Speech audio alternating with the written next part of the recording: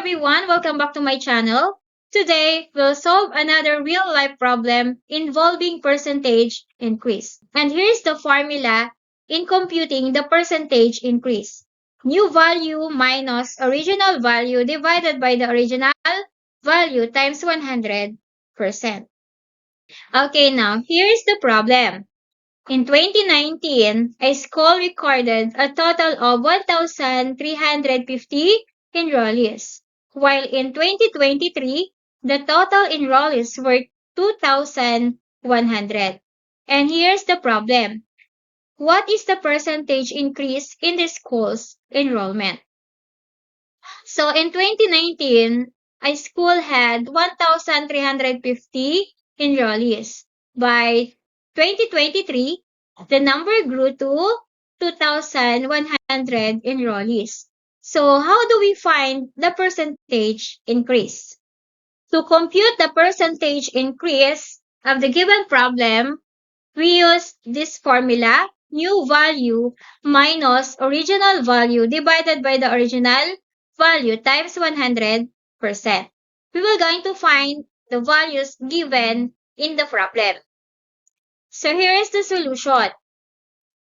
We're going to find the original value and the new value, which is the original value is the 2019 enrollees, while the new value is the latest, which is 2023 enrollees.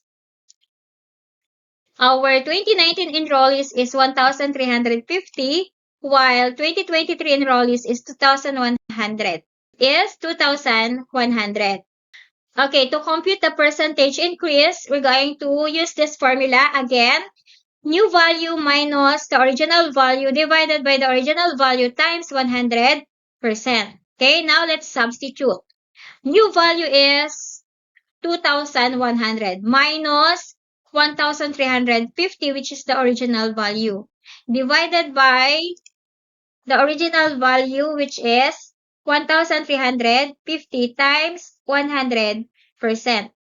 Next, let's simplify. 2,100 minus 1,350 is 750. 750 is the increase from 2019 to 2023. Again, 750 is the increase in enrollees. Then we divide it by the original value to get the percentage increase. Divided by the original value, which is 1,350, then multiply it by 100%. Next. Okay, next.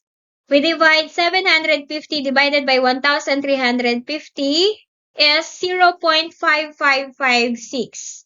We multiply it by 100 to get the percentage increase.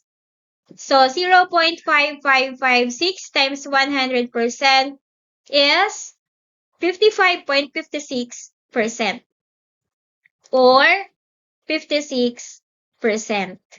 So the school's enrollment increased by 55.56% or 56% from 2019 to 2023, which is we have 750 increase from 2019 to 2023. Okay, so that is how to compute the increase and the percentage increase of the given problem. Okay, and that's all for now, and thank you for watching.